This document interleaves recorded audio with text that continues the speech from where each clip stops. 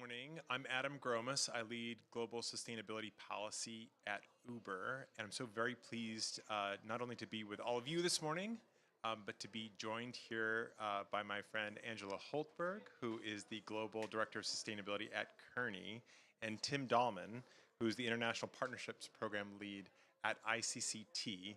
We're going to talk about four-wheel vehicle electrification, both policy and industry progress, thinking about where we are today and where we have to go next, starting with a look at global north major markets and countries, and then thinking broadly, globally, about where we go with exporting those policies that have been best practices in the global north, et cetera.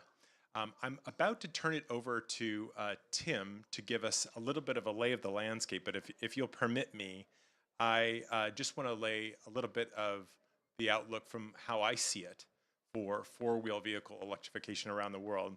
And I think we're at a really interesting moment, a moment potentially of hesitation or of push through, a turning point, I think. But as they say in driving school, you've got to accelerate through the turn.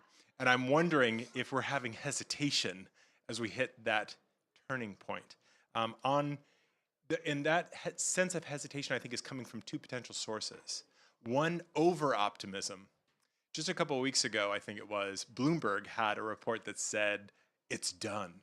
Something like 23 markets around the world had reached 5% zero-emission vehicle sales. And the 5% point, according to the folks at Bloomberg, is the turning point. And so they had great confidence that it's done. We're there. On the EV side. And certainly we see really encouraging progress. Norway's and Netherlands sales figures are unbelievable, well over 50%, but in both cases over 80%, 90% in Norway. California just posted 27% EV sales as of the third quarter of this year, 27% in one of the largest light-duty vehicle markets in the world. That's really exceptional. It really, truly is. So there are lots of reasons to be optimistic. The other source of potential hesitation is coming from political pressures, from corporate pressures that, oh my God, this might be too much, too fast. Or why do we need to go this fast? Why does it need to be so expensive to go this fast? And we're seeing things at the municipal level. For instance, London recently scrapped their plans for a zero-emission zone. For instance, the UK government announced a slight relaxing of their 2035 targets for EVs. In the United States, there's a lot of talk from the political opponents of the Biden administration that the present package of the IRA spending is too much, too soon, that they'll likely take it down or portions of it down, or that even from his own bipartisan offices, that this is unnecessary to go this fast because it's only buying a few more million EVs per year. So there's hesitation. The reality is that we're still only at 2 or 3% of vehicles on the ground in the US and Europe. That's the reality. So sales are looking quite good, but on the ground, it's only a few percentage points of vehicles today, and EVs remain very unevenly distributed, even in those markets like California, like British Columbia, like in Northern Europe. They're unevenly distributed by population. And many communities, the analyses would show, from communities of color, immigrant communities, lower income households have much lower access to both EV assets and to EV charging. So this is a potential problem. So optimism, uneven application, and I'm curious about how do we move forward at this time of the turning? How do we push through and accelerate through the turn? That's what I'm seeing. Very curious to hear more from both Angela and Tim, what you're seeing and what you're hearing from your stakeholders. And I'm going to turn it over to Tim just to give us a sense of where are we in the global landscape, particularly from a policy point of view, and where do we go from here? So Tim, would you kick us off? Great, thank you, Adam, and thank you for that great introduction. I think you set the scene well, and really, I like the accelerating through the turn, because I agree we are at a really interesting point in the transition where we're seeing a lot of progress, but we're also seeing some headwinds. So I'm really excited to have the opportunity today to talk with you and to talk with Angela about some of the things that we're seeing. So the International Council on Clean Transportation, which I'm here representing today, has looked into what are some of the key policy levers that governments can apply to accelerate the transition to zero-emission vehicles. So this slide here just shows 5 of those key areas. So we think that the first thing that governments can do is set a clear phase-out target for when the transitions away from internal combustion engine vehicles to zero-emission vehicles will be complete. So by setting those targets, governments really have the opportunity to dictate what the market's going to look like and what that end date for internal combustion engine sales will be.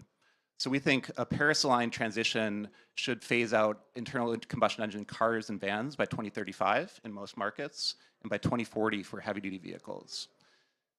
And that's the first step. So it's not just setting that commitment, it's following that up with regulations and policies that will lead to that level of ZEV sales and achievement of those targets. So we think the second big policy lever that governments have is regulation. So that can be things like CO2 and greenhouse gas emission standards, or ZEV regulation. So we've seen the UK, California, Quebec, British Columbia all move forward with very strong ZEV mandates that are really setting the pace for when cars and vans need to be zero emissions and what that pace of transition will be.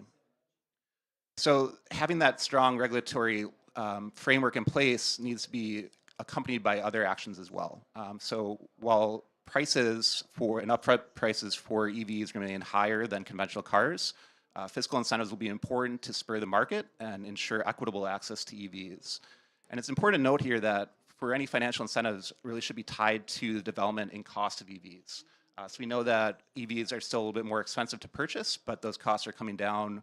We see continued decline in battery prices, and we expect that to continue over time. And some of our research is showing that in the US market, we expect across all light-duty applications for electric vehicles to be on par with internal combustion engines for upfront cost parity.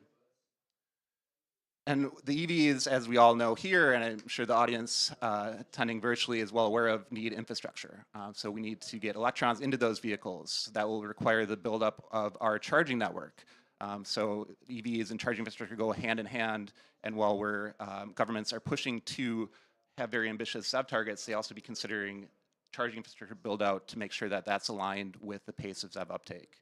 And it's really important here to see, to Adam's point, to make sure that that infrastructure is equitably distributed, so that networks are complete and that folks living in, for example, apartment buildings or other areas where they don't have access to home charging can access relatively inexpensive public charging infrastructure.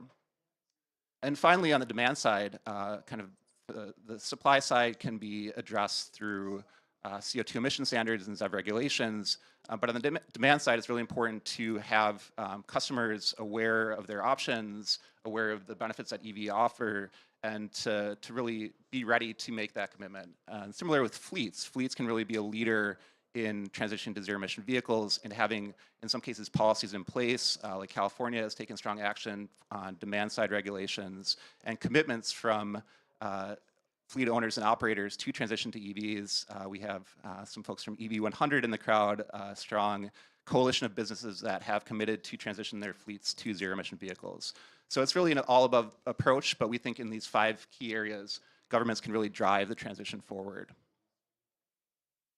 So if we just look at what that means globally for the transition, so the first policy lever I mentioned was phase-out targets. So this slide shows some research that the ICT has done to show on the map what governments have committed to phasing out internal combustion engine cars and vans and the timelines for those phase-outs. So we can see that about 52 countries around the world have either adopted or committed to phase-out targets that we consider to be Paris-aligned, so 2035 for major markets, 2040 globally. And a lot of those commitments are coming through the ZEV Declaration, which was launched at COP26, which is a group of governments, businesses, investors, and other stakeholders who all committed to work together to try to achieve 100% ZEV sales in major markets by 2035 and by 2040 globally. So together, these 52 countries represent about 30% of the light-duty vehicle market. So really good progress on the commitments, but just looking at the map, we can see that geographically, there's a lot of areas where more progress is needed, where we need more governments to get behind and align behind these internal combustion engine phase-out targets. So the next lever that I mentioned in my presentation was policy and regulation. So this slide gives an overview of our mapping of countries and markets that have adopted binding regulations to move towards zero emission vehicles and how those regulations compare to their ZEV goals. So we can see for most major markets have some sort of policy in place for CO2 emission standards or ZEV regulations. So that's the first column on the left. If we go to the second column, we're showing the markets and the countries that have standards that are in line with their stated goal. So we can see there's not as many countries that have adopted standards that are backing their stated ZEV ambitions and goals. And it's really only 2 markets that have really laid the pathway in a regulatory sense to 100% ZEV sales. So California and the European Union both have binding regulations on the books that will deliver zero CO2 emission vehicles by 2035, or 100% zero emission vehicle sales by 2035. And the UK is not far behind. So the UK, as I mentioned, has a ZEV mandate in place that will put them on pace to achieve a similar target. So we're seeing positive development, beginning to see markets get to that end goal of phasing out internal combustion engine cars by 2035 and backing that up with strong regulation. But still a lot of work to be done. And the last slide I'll present here is just speaking to Adam's point about why we need to move quickly. So the ICT, in addition to tracking policies, has done some modeling looking at what level of CO2 mitigation we can achieve with an accelerated transition to zero emission vehicles. So the chart I'm showing here shows on the left a bar showing cumulative CO2 emissions from road transport from 2023 to 2050 in a baseline scenario. So assuming that no new policies were developed since COP26. So that's kind of the worst case scenario. If we'd have stopped making progress as of COP26, what total emissions would be through 2050. The bar on the right shows the mitigation that we think can be achieved through a rapid transition to zero emission vehicles. So we're showing 4 different bars and 4 different basically bins of mitigation. So at the top is 17 gigatons of mitigation that we think has already been achieved through adopted policies and regulations. So these are new regulations that have been put on the books since COP26. So the European Union, California, and other markets that have moved forward with those binding policies. So that's already delivered 17 gigatons of emissions mitigation through 2050. And then if we look at the next bar down, we think that there's another 25 gigatons of mitigation potential from proposed policies. So these are things that governments have proposed or voluntary commitments to phasing out internal combustion engine vehicles.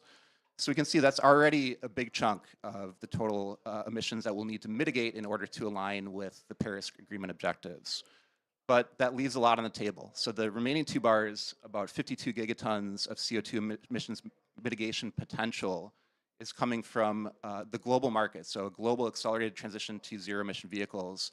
But in that case, we need governments to make the commitments to phase out internal combustion engine vehicles and to back that up with binding policy. So I'll close here with just kind of in summary, I think I agree with Adam. We've made a lot of strong policy progress, but there's still a lot of work to be done, especially if we want this to be a global transition.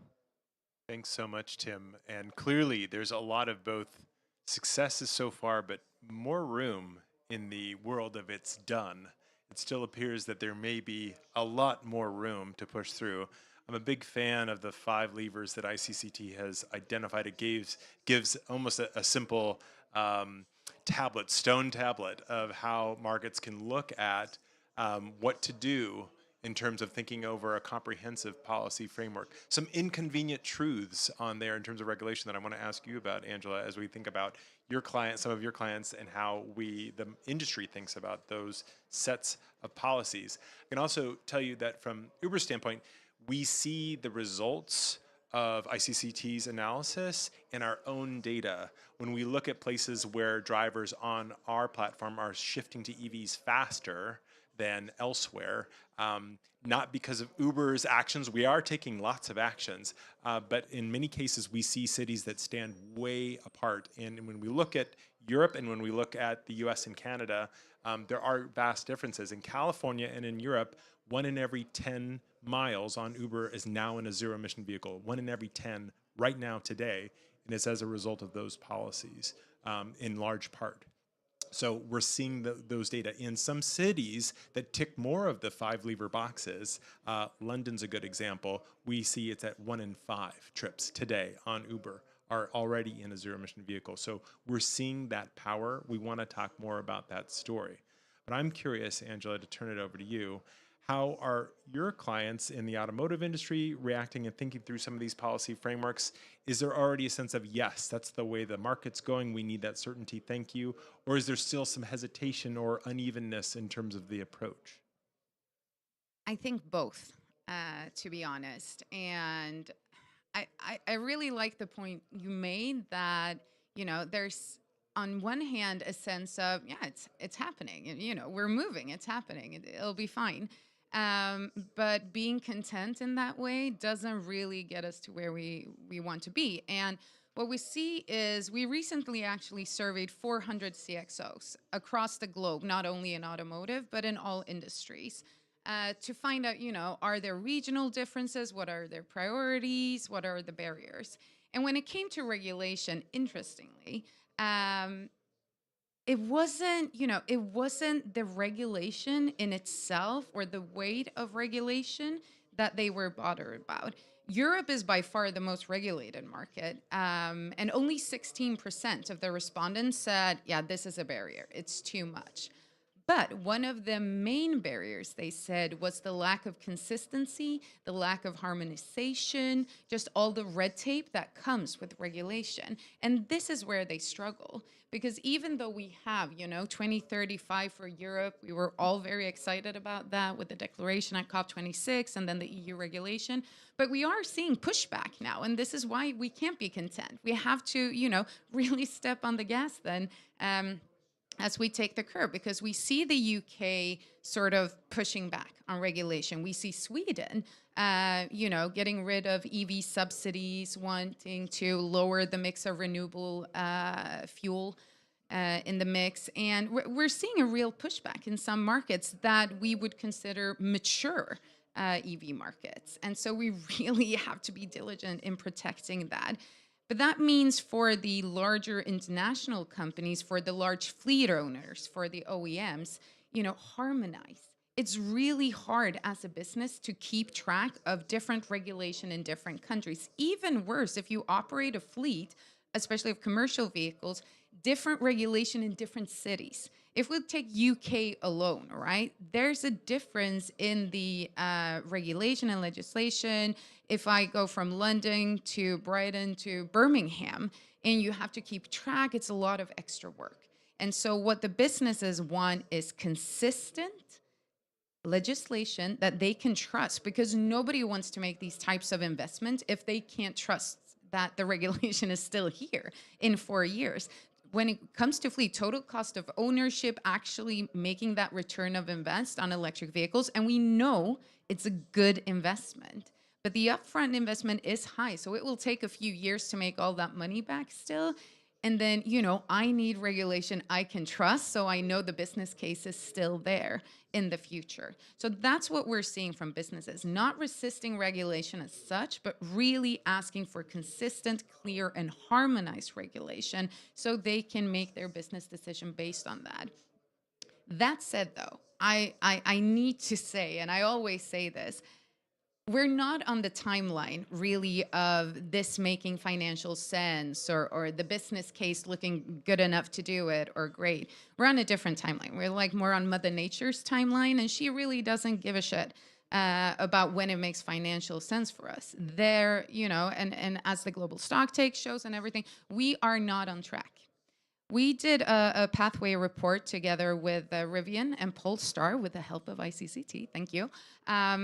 That showed that if we look at the automotive industry and we look at the part of the global budget of emissions still left, we will have spent that budget 2035. So having targets saying like by 2035, all new sales will be EV, it's a little bit on the late side. Our study showed that if we want to stay on a 1.5 pathway, all new vehicle sales need to be electric by 2032.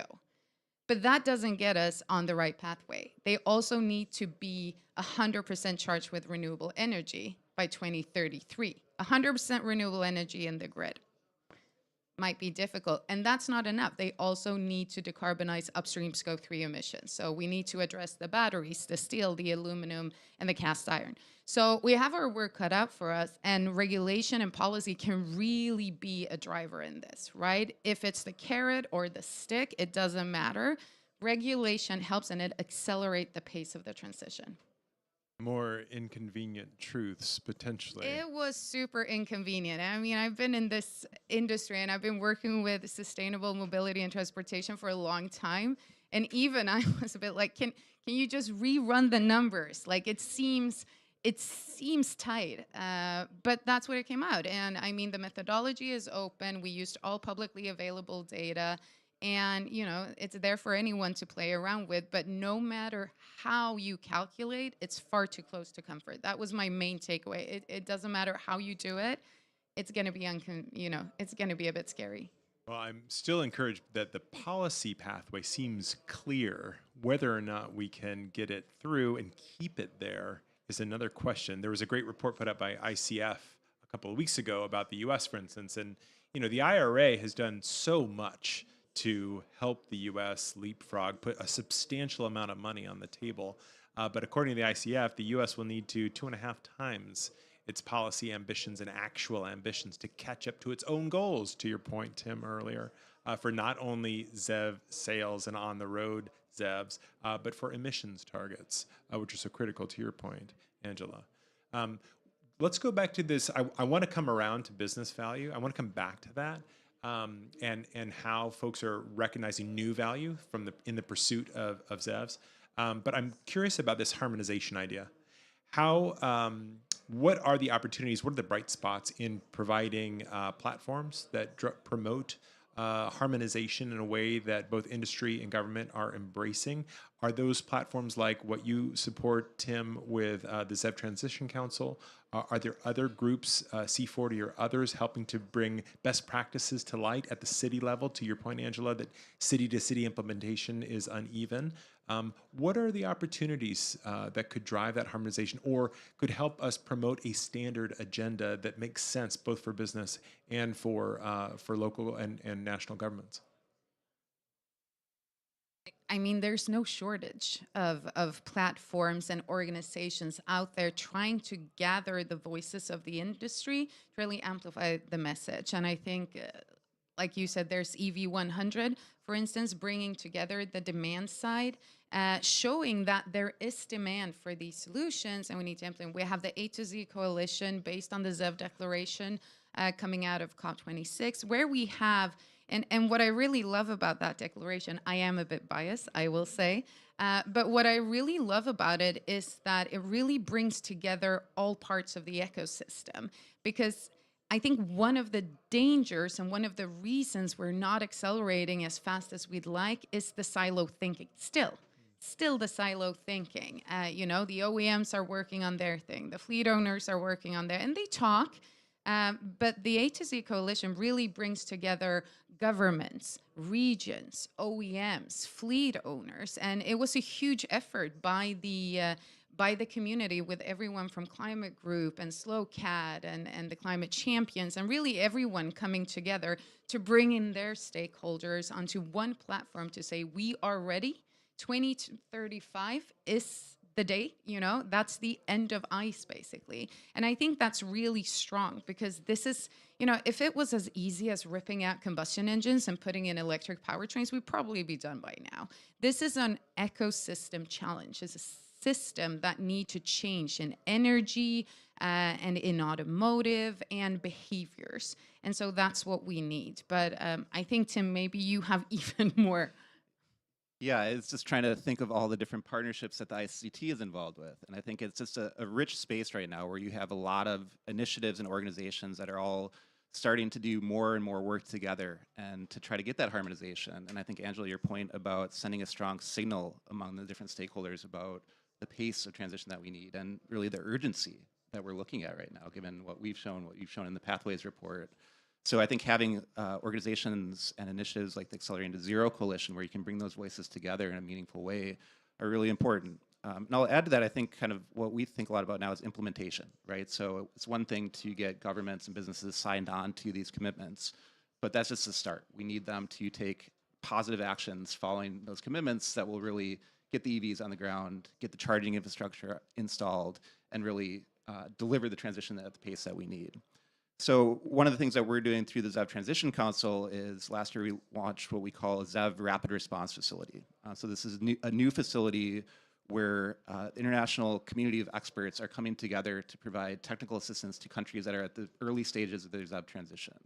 So it's very much a demand-led facility where we're working with countries who can come to the facility and ask questions. So how do we develop a policy to get more ZEVs on the ground? How do we do a CO2 emission standard? And a community of international experts can come and deliver projects and deliver technical assistance that's needed to really provide a global transition and provide that expertise. So that's, I think, one thing that we're really looking forward to continue to build up. I think that's really important piece to implementation and really delivering kind of the rich technical assistance that's on offer, but sometimes hard to access by countries that are really committed to do more, but perhaps don't have the technical knowledge in-house to really get started. So we think that over the next 5 years, it's going to be really important to go and transition from making these commitments, which I think are going to continue to be important, continuing to develop that signal that the community across all stakeholder groups is really moving together towards a common goal, but to back that up with action. I think that across all stakeholder groups and the different initiatives that are active in the community, I think that's really where our heads are at now and how to drive that progress forward. I hope that you in the audience, some of you representing those coalitions that are building those platforms for harmonization, don't think that we're just pandering to you, but I do think, and I will turn it over to audience questions actually in about 10 minutes or so, so think about those. Let's ask ourselves, what could we be doing more of through EV100, through WBCSD, through A to Z and other platforms to push harder, to bring more people into the fold. So let's think about that. I also think it's a great call out in terms of capacity development, both global north to global south, but also locally. It was great to see, for instance, with the UK government's infrastructure program funding, not just for EV charging, but for local capacity building, for permitting, and for just learning about how to do it, how to zone for EV charging and get it done, because that get it doneness is easier said than done. In fact, so it's a great call out. I want to also ask about customer value, and in some ways, looking at the 5 levers, thinking about the automotive industry, thinking about others. It looks like just more cost. It looks like raising the floor is just going to cost everyone more. We find when we ask our consumers, would you be willing to pay more for a green product, or for an emissions-free product, or for a product that had lower packaging waste? The answer is generally no. The answer is, I would love that. I'm not willing to pay more. And so what we're finding is that we have to deliver new value if there's any premiums to be had. So for instance, as cities or venues say, you can't park here unless you have a ZEV, or only ZEVs are allowed at this curb, and this curb is the best curb at the airport, at the venue, in the city, or this zone is only available. If we have zero emission products, then customers will pay more because they're not paying for the ZEV. They're not paying for the emissions freeness. They're paying for convenience. They're paying for the best spot in town. They're paying for access to new customers. And so when industry brings new innovations and government policy is following alongside to set that right floor, there is an opportunity for customer value. But I'm curious to hear from both of you if you're seeing that to be true. We were talking about V2X, for instance. In the pursuit of ZEV, are we finding ways to sell this to consumers so that there's more value to be had? Yes. So I think this is the really exciting part about this transition, right? It's probably one of the biggest business opportunities that fleet owners or OEMs or most stakeholders actually in the ecosystem has seen since digitalization, right? And, because with disruption comes opportunity. And still, there's so much untapped value. So for the end consumer, absolutely. It's about convenience. It's about avoiding costs, too. If I have to pay a toll to enter the city center because I'm in a combustion engine car, that's very, I see that, right? More than I'd see with taxes or anything. I have to actually pay someone, or I can avoid to pay someone. So those type of incentives, like you said, you can park. If you have a combustion engine, you cannot park, or it's going to be super difficult. And there are cities doing this really well, Oslo in Norway being one. where I actually heard a local politician in Oslo say out loud, and I thought this was so brave. She said, "It will be possible to drive a car in the Oslo city center, but we're going to make it really hard." And I love that kind of political courage because in many cities, that's like your political death sentence. Nobody's going to vote for you again. But they're just pushing through tolls, no parking spaces, pedestrian streets. And it's turning the city center into a really nice place to be, actually. But for businesses, the potential that comes with electrification, looking at the batteries alone and what they represent, as we see, because vehicle sales are growing, EV sales are growing, not as fast as I would like. And we talk about exponential growth all the time, and it is growing fast, but maybe not as fast as I'd like to see it. Even so, the number of batteries on the market in 2030, 40, and 50 will be huge. There's a lot of capacity there. So how do we tap into those value pools? Vehicle to X being the main one, right? And we have some calculations on that as well. And I don't want to bore you with statistics, but the value proposition, huge. And then, but then who's going to tap into that, right? Is it going to be the fleet owners because they have 100 vehicles and they can use them to, balance their energy consumption, make sure they charge them when it's cheap, use that energy when it's expensive, or to, shave the peak. There's so much to do with that. And then once you're done with that, secondary appliances. When you're done with that, stationary battery storage, on grid or off grid, and then mobile storage, and then you recycle the battery. There's so much value potential. But the question is, who gets to tap into those value pools? Because if you sell the car to an end consumer who doesn't really have access to those kind of scale solutions, it's a lost opportunity, right? And this means that companies start looking at their core business models. Should OEMs sell cars? Or should they keep the car so they keep the battery, so they keep the value opportunities? Should they be leasing companies? Then what happens with the dealers? Are there extra money to be made in maintenance for those type of solutions? Or is it the energy companies going in, looking at charging infrastructure, looking at how to use these vehicles? Or will we just see a secondhand market for batteries more than we'll see a secondhand market for cars? So endless opportunities and huge values to be tapped into. And I think this is something that gets a lot of companies really excited. And at the same time, it will make the business case for electrification even better because it will help balance out those high investment costs, much, much faster. Really compelling. I could talk about days for really this, as you can compelling. clearly Lots of tell. opportunities. Tim, anything to add there? No, I mentioned earlier during my presentation some of the work we did looking at cost parity estimates for the U.S. market. So I won't reiterate that other than to say by 2030 we expect to achieve cost parity over most light-duty vehicle segments in the U.S. TCO parity is already here, so it's already economical for most drivers in the U.S. to buy and operate an EV. So we think that is a huge driver. And I'll just build on the point of cities. I think cities can have a huge role to play in this transition. So we mentioned some things like preferential parking access, preferential registration, zonal access, maybe congestion charging fees being waived for EVs. So there's a lot of things that cities can do.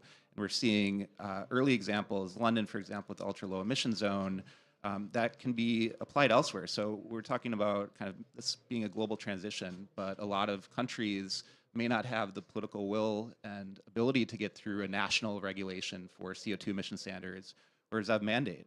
So in those cases, cities in these countries can be a huge driver of the ZEV transition. So how can we support the cities that are progressive and interested in using the levers that they have to advance the ZEV transition? And then more broadly, I think kind of this transition opens a lot of opportunities for economic development as well. So we're thinking about batteries and critical minerals. So it's opening up a wealth of opportunities for countries that previously maybe not had access to the automotive supply chain. So looking forward, it's how do we, as a community and globally, develop these supply chains in a sustainable way and make sure that the countries that have access to these mineral reserves are really benefiting from those and really being leaders on EV policy development. So how can countries that are going to benefit the most from the EV transition really be leaders in driving that transition? So I think there's a lot of opportunities moving forward to continue in that direction and continue to broaden out those who are benefiting from the EV transition. Well, it seems to me too that there's a great need for education, both on consumer side and for cities and governments. Some of the folks that tend to oppose, say, a zero-emission vehicles zone, or even a car-free street, or even some parking removal for a bike lane, tend to be the local merchants or tend to be the local fleets who are worried that they're going to lose business. But as we gather data and as new products become available to allow for zero-emission vehicle access or deliver through zero-emission vehicles, that's not true.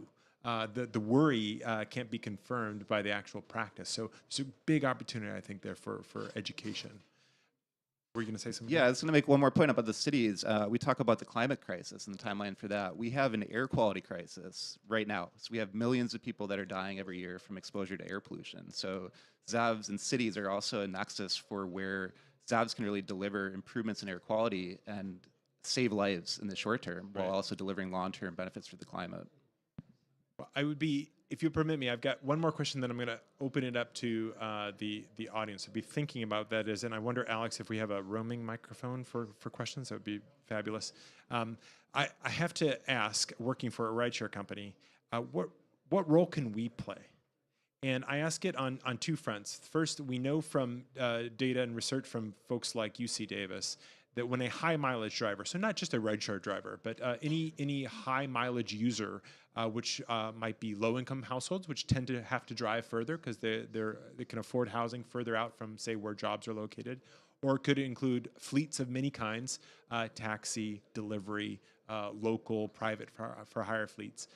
We know that when they electrify, they deliver 3 to 4 times the emissions benefits as when a member of the general public buys their second or third vehicle as an EV. So there's a big emissions reduction opportunity. The other thing we know is that when folks take more taxi, take more rideshare, they also tend to take more transit. And the cities with the highest transit usage in the world, in China, in Europe, say are getting half or 60% mode share. They take around 4 or 5% taxi, micromobility, other flexible modes on the days when it rains or when there's a strike or when they're late for something. And so we need these flexible modes.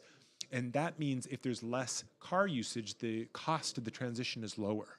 You don't have to pay for as many cars. The government doesn't have to pay for as many incentives to change. So is there a role for shared mobility? Is there a role for policies that focus on, say, kilometers delivered or the use of vehicles and not just the sales? For sure. I mean, the wastefulness of vehicles in general. I think in Europe, a car stands still 92% of the time. It's just not an efficient use of resources. So if we can use fewer cars to transport more people, obviously that's great. I think what's also kind of special about Uber and car sharing is that you have the opportunity to get electric vehicles into the hands of the many people. Right? Because one of the problems we see with EVs, it's not exactly a just transition, right? EVs are expensive still. If the total cost of ownership is lower over time, fine, but you still have to, fork up the money to buy it in the first place. And what we see with Uber drivers and companies like Uber is using your platform, your partnerships with others, you could actually lower that cost for drivers so that we see all parts of the community having access to EVs. And then, I don't know about you, but when you go into an Uber, I'm a customer, you talk to the driver and they love to talk about their cars. And I'm in the automotive industry and I don't even like talking about cars that much. So it's great ambassadors too, right? Especially in the communities where they operate. So we can turn this into a more just transition because we cannot focus only on new vehicle sales and think Europe and North America. The world is much bigger. Transport is much bigger. Mobility is much bigger. And it looks different in different parts of the world. Shared mobility is all mobility in some parts of the world, right? And we talk about shared mobility as an Uber, but go to Africa, go to other parts of Asia. Shared mobility is how you get to work, right? It's not an Uber, it's a minivan and it's informal transportation and it's not regulated at all.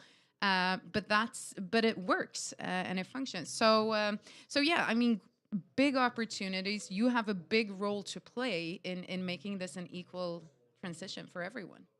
Thanks very much, Angela. Tim, in the policy space, do you see any openings there to focus on mileage use of vehicles? Yeah, I think we have some good examples from California of how that could be done effectively, and I think that's an important component to making sure that for those ride-hailing, for those shared mobility companies, that there really is a push towards making those miles as clean as possible. And I think that I'll just echo Angela's point, kind of getting that exposure for people to EVs, so the people who are riding in Ubers, riding in other shared mobility services, and getting a chance to see what an EV is like. I think that's a huge driver on the educational side, exposes more people to the technology and makes it easier for them perhaps the next time that they're looking at a car to make that decision to go to an EV.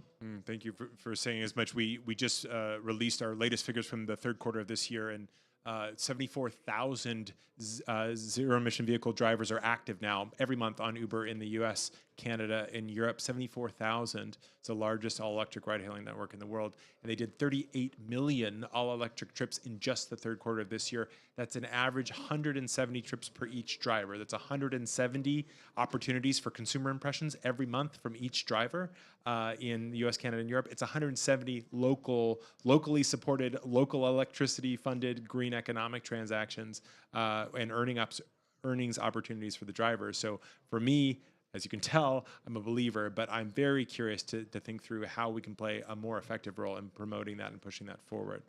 I want to open it up to the audience. I may call on you if I don't hear any questions, but very keen to get your take on some of what's been discussed and ways that we can be really moving forward to accelerate through the turn. Sandra?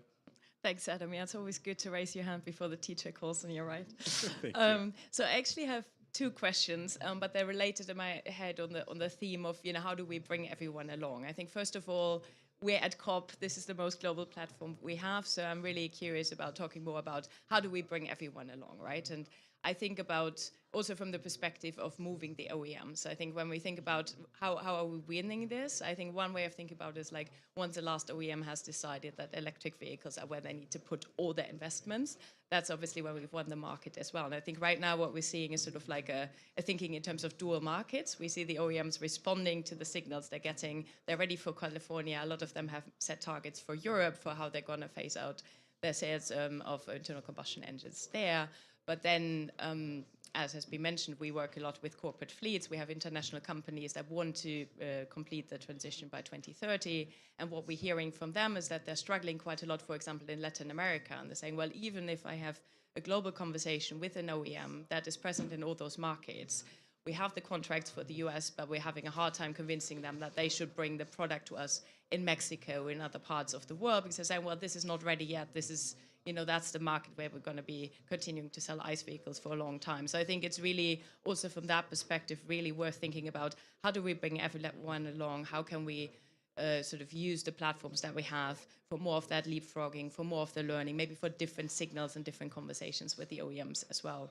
And the second part is around sort of, we've talked about the transition and economic value, et cetera, and how do we bring others along. I think there's a piece about really being careful about the just transition and those people that will feel a bit of the pressure as well. And I think about it almost from the perspective of being ready for winning, because I think there's a bit about as you move up this S-curve and as you win with a new technology, that's obviously where more of the pressure is felt by those that might have a harder time adjusting. So it's really good to think about all the new value, but I think we also need to be sort of honest and spend a bit of time on how do we bring everyone else along that might actually find it a bit harder, because that's where we take out the potential for all those backlashes that we've been talking a little bit about at the beginning, where suddenly there's a bit of a step back because people feel it's too fast, etc. So yeah, would welcome any thoughts on that. Well said, well asked, Zandra, both in terms of how do we bring everyone along and not leave anyone behind. Do you want to start, Angela? Sure. I mean, you're absolutely right, of course. The global, the climate crisis is a global crisis. So if we transition to zero-emission vehicles in Europe and ship our combustion engines to Africa, we have achieved nothing. So, of course, that's, I think that the trick is we need to think about this more as ecosystems. We cannot keep thinking about it as just a car, right? It needs to come with an energy transition. If we look at the global south, they have different challenges than the global north.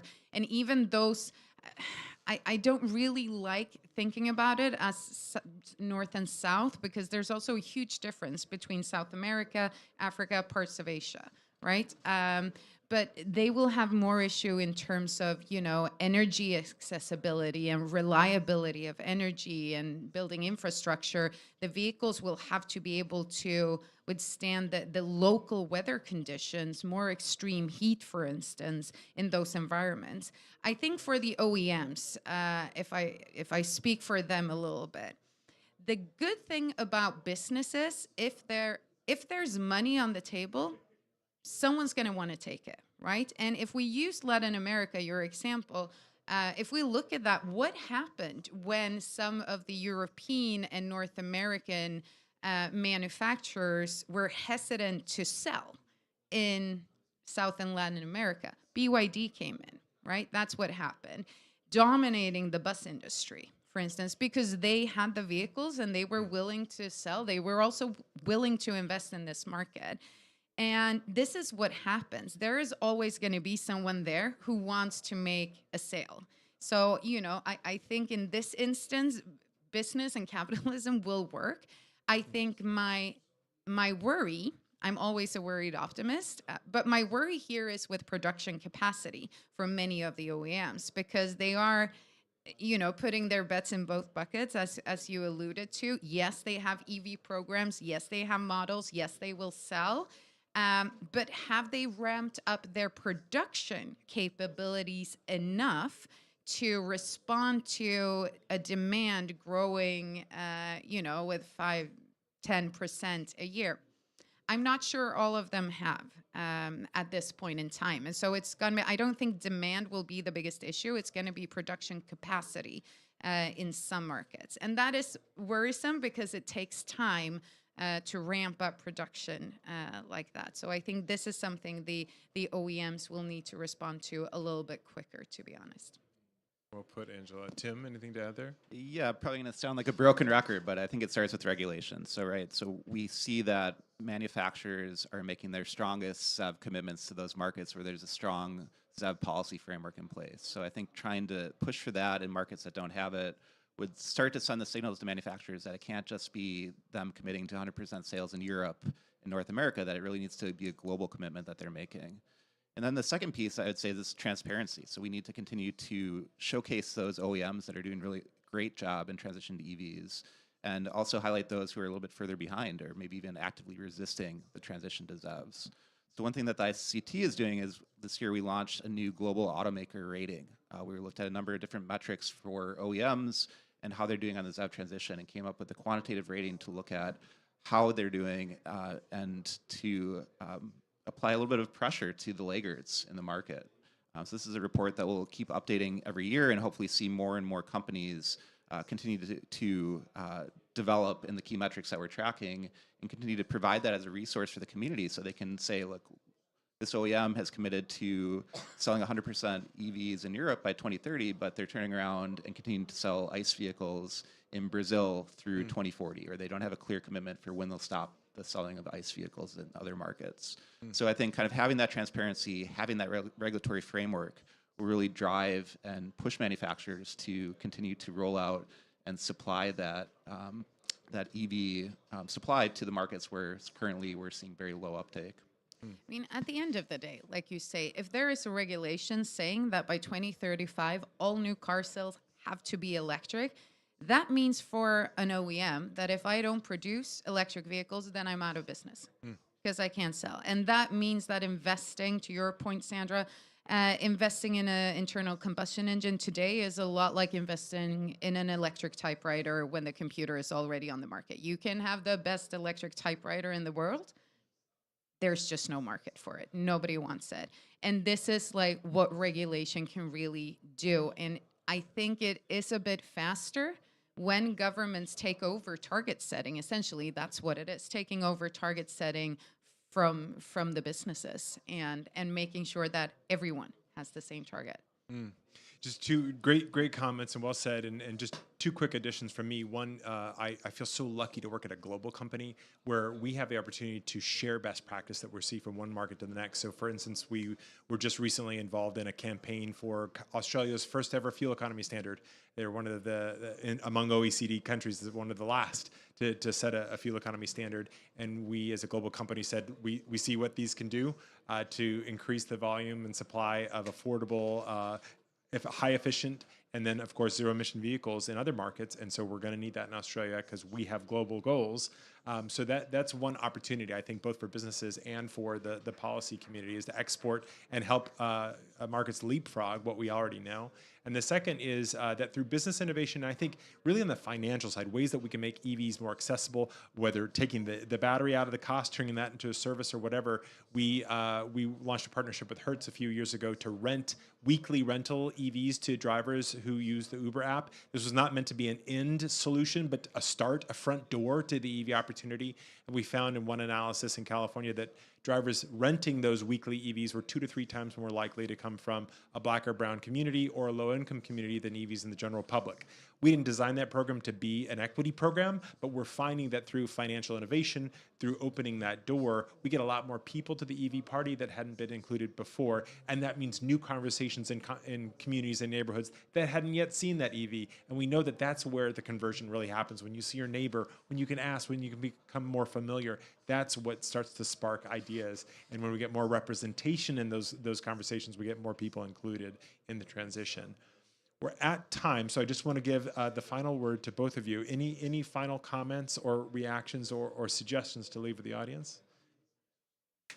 Well, I think for me, my final comment is always the same one. So it's getting kind of boring. But don't let perfect get in the way of action. Just we have really good technology available on the market today. Deploy it at scale and then work to make it better, because we really have no time to lose. We're not looking at 2050. We're looking at 2030, and we need to accelerate the pace. So just take the best available option, deploy it at scale, and then work to make it better. And find your partners. Well said. I agree completely. And I'll just say, we know the pathway, right? We've shown it. Everyone in the room, I think, understands what needs to be done. Now it's just about kind of getting everyone aligned and getting everyone moving forward in the positive direction. Thank you both so much for your expertise and leadership. I hope you'll join me in thanking Angela and Tim for their time, and we'll look forward to the conversations after. Thank you. Thank you for having us. Thanks, Adam. Thank you.